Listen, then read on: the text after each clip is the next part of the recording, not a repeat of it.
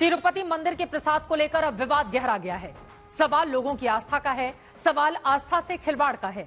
वो भक्त जिनके चढ़ावे से तिरुपति दुनिया का सबसे अमीर मंदिर बना, जिनमें से एक वो बना, वो भक्त जो अपने साथ सिर्फ प्रसाद लेकर नहीं जाते बल्कि प्रसाद के रूप में भगवान का आशीर्वाद लेकर जाते हैं, अपने करीबियों को देते हैं। ऐसे में सवाल यह है कि आखिर उनकी आस्था से खिलवाड़ कौन कर रहा है, कौन है इसके लिए जिम्मेदार?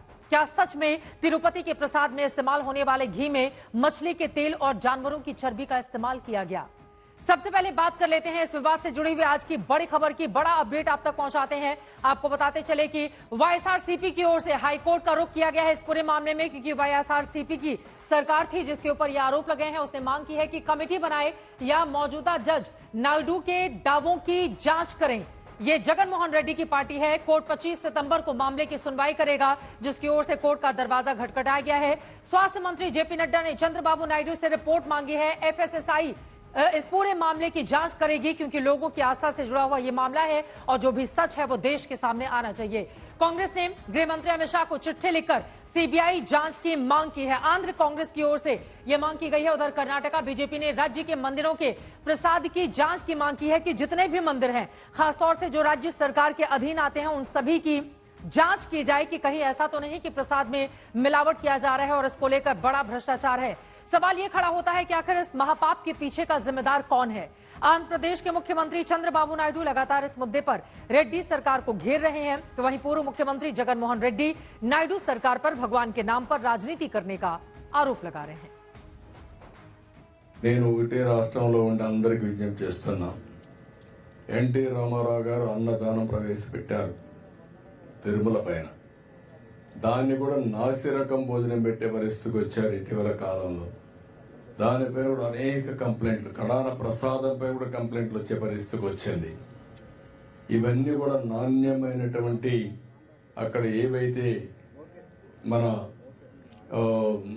దానికి కావాల్సినటువంటి ముడి సరుకులన్నీ కూడా నాసిరకం వాడడం, అది కాకుండా పవిత్రమైన దేవాలయాల్లో కూడా అపవిత్రమైన ముడి సరుకులు వాడడం, ఇలాంటివన్నీ చేసి కంపు చేశారు. Under the circumstances listed before, a false positive result can be obtained if the sample is obtained from bovine milk other than cow's milk. उधर प्रसाद विवाद के बाद मंदिर प्रशासन की ओर से भी प्रेस कॉन्फ्रेंस की गई, जिसमें पहले प्रसाद में कुछ गड़बड़ी की बात मानी गई है। हालांकि उसका हिस्सा बहुत कम बताया गया है और यह भी कहा गया है कि अब ऐसी कोई गड़बड़ी नहीं है। हमारे संवाददाता ने मंदिर परिसर में जाकर हालात का जायजा लिया और मौजूद वहां पर भक्तों से मुलाकात की, बातचीत की। तिरुमला तिरुपति देवस्थानम जो है कई सारे भक्तों के लिए बहुत सेक्रेड और सैंक्टिमोनियस है और यहाँ पे कुछ ही दिनों पहले आंध्र प्रदेश के मुख्यमंत्री नारा चंद्रबाबू नायडू ने ये बताया कि ये जो पिछले गवर्नमेंट थी उनके कई सारे अडल्ट्रेटेड इंग्रेडिएंट सामग्री यूज कर रहे थे प्रसादम बनाने में। जो तिरुमला तिरुपति देवस्थानम का जो प्रसादम है, लोग कई देशों से यहाँ पे आके लॉर्ड वेंकटेश्वरा, स्वामी वेंकटेश्वरा का दर्शन लेते हैं और जो आइकॉनिक लड्डू है तिरुमला तिरुपति का जो लड्डू है उसको लेके ये भी जाते हैं। और ये जो रिपोर्ट अभी आया है इसमें ये साफ दिख रहा है कि जो घी यूज किया था उस घी में ना कि ऑलिव ऑयल, सनफ्लावर ऑयल, कई सारे जो अडल्ट्रेटेड सामग्री थी। पर एक और शॉकिंग बात ये था कि इस जो घी में रिपोर्ट टेस्टिंग के तौर पर रिपोर्ट्स आई है उस रिजल्ट्स में एनिमल फैट भी था, जिससे कि फिश ऑयल, बीफ टैलो और लॉर्ड। इस जो रिपोर्ट के बाहर आने में कई सारे भक्तों का ना कि उनका जो सेंटिमेंट से वो हर्ट हुई है। मैं महाराष्ट्र से हूँ, लगभग 10 साल से मैं यहाँ पे आ रहा हूँ। तो पहले लड्डू का क्वालिटी जो था, पहले जो आता था तो अच्छा था, बीच में 3-4 साल वापस उसका क्वालिटी थोड़ा सा खराब हो गया था। आज मैं वापस दर्शन के लिए आया हूँ, लड्डू प्रसाद लिया, क्वालिटी वापस पहले जैसा अच्छा लगा मेरे को। कोई गलती किए वो लोगों को सब देख लेता भगवान वेंकटेश्वर स्वामी जी। यहाँ से तुम अच्छा मेंटेनेंस करो साहब। जय भगवान, जय गोविंदा। कल मालूम हुआ, एक दो दिन पहले मालूम हुआ, जो किया है उनको अच्छे से अच्छा कड़ी सजा देना और ऐसा नहीं होने के लिए पूरा कंट्रोल करना। आइए आगे बढ़ते हुए अब समझते हैं कि आखिर ये विवाद कहां से शुरू हुआ है। तिरुमाला तिरुपति देवस्थानम यानी कि टीटीडी ट्रस्ट मंदिर की देखरेख करता है, सारी जिम्मेदारी इसी के ऊपर होती है। चंद्रबाबू नायडू ने पिछली सरकार पर प्रसाद में गड़बड़ी का आरोप लगाया था, जिसके बाद जब चंद्रबाबू नायडू सीएम बने तो नए आईएएस अधिकारी श्यामला राव को उन्होंने टीटीडी की जिम्मेदारी सौंप दी। श्यामला राव ने प्रसाद की क्वालिटी को लेकर जांच के आदेश दिए, बाकायदा इसको लेकर एक कमेटी भी बनाई गई। जांच में घी की गुणवत्ता पर सवाल खड़े हुए, जिसमें जानवर की चर्बी और मछली के तेल की बात सामने आई। टीटीडी ने घी के एक ठेकेदार को ब्लैकलिस्ट कर दिया है, जिसकी रिपोर्ट गड़बड़ आई थी। वैसे आपको बताते चले कि मंदिर में घी कई कंपनियों से, अलग अलग कई कंपनियां हैं जहां से आता है। वहीं घी के लिए नए सप्लायर को अब बाकायदा ठेका दे दिया गया है। पुराने सप्लायर से घी 320 रुपए किलो लिया जाता था, जबकि नए सप्लायर से 475 रुपए किलो लिया जा रहा है। यानी आरोप यह है कि सस्ते घी के चक्कर में मिलावटी घी सप्लायर की ओर से दिया गया और इसमें लोगों की भी मिलीभगत थी। जांच रिपोर्ट जुलाई में आ गई थी, लेकिन कल यह रिपोर्ट सार्वजनिक हुई है, जिसके बाद आंध्र प्रदेश की सियासत तेज हो गई है और देश में भी माहौल गर्मा गया है। फिलहाल इस वक्त की बड़ी खबर का सीधे रुख करेंगे। केंद्रीय मंत्री गिरिराज सिंह ने इसी मामले में, तिरुपति प्रसाद मामले में अब फांसी की मांग कर दी है। गिरिराज सिंह ने मामले की सीबीआई जांच कराने के लिए कहा है, तो वहीं भ्रष्टाचार के आरोप भी लगाए और उन्होंने कहा है कि सनातन धर्म के लोगों की आस्था के साथ जिसने खिलवाड़ किया है उसके खिलाफ सख्त कार्रवाई होनी चाहिए। सुनिए क्या कहा है केंद्रीय मंत्री ने। 120 रुपए किलो की घी आती थी, चर्बी वाली घी आती थी, 20,000 करोड़ का वर्थ।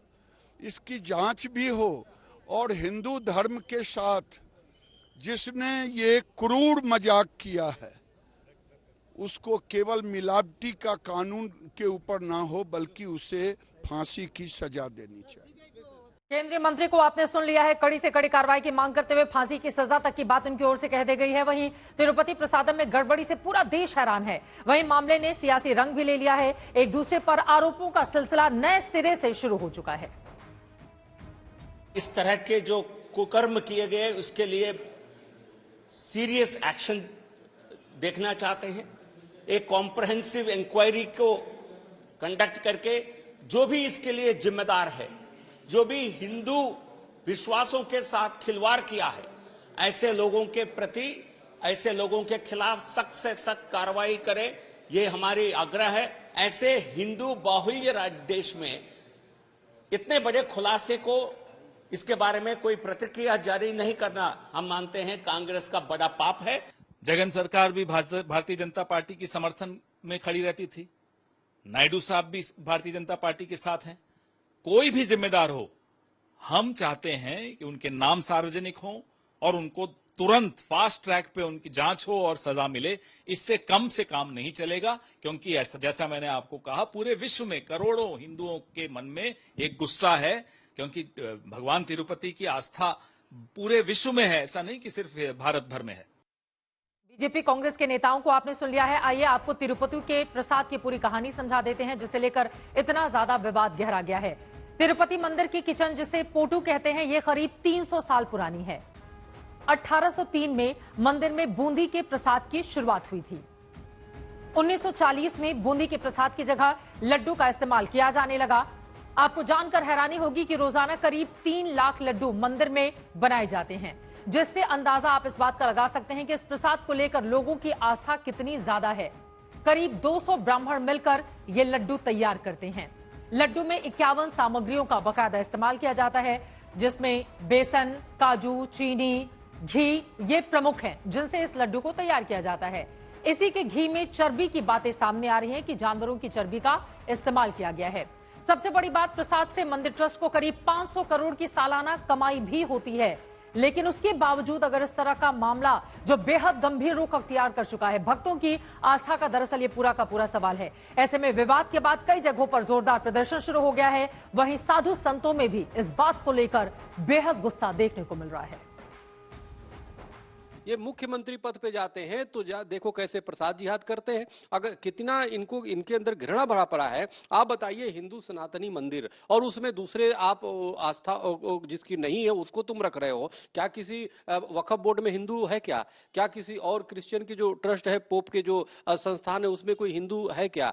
तो नहीं है। तो आखिर यहाँ पे क्यों होता है? क्योंकि ये सब कहीं ना कहीं नेक्सस है, जिहादी मानसिकता के लोग हैं, जो सिर्फ आपत्ति इनको हिंदू सनातनियों से है। इसलिए मेरा मानना है जिसे थूक दिहादी तुरंत जेल जाता है, इनको भी अंदर जाना चाहिए। इनके सीबीआई जांच की हम मांग करते हैं। जैसा जांच हुआ है उससे स्पष्ट हो गया है कि ना इसमें जो है यह चर्बी मिलाया गया है और मछली का तेल मिलाया गया है, और वहाँ की जो सरकार थी उसको संज्ञान में है कि नहीं है, और कब से मिलाया जा रहा है इसका भी पता नहीं है।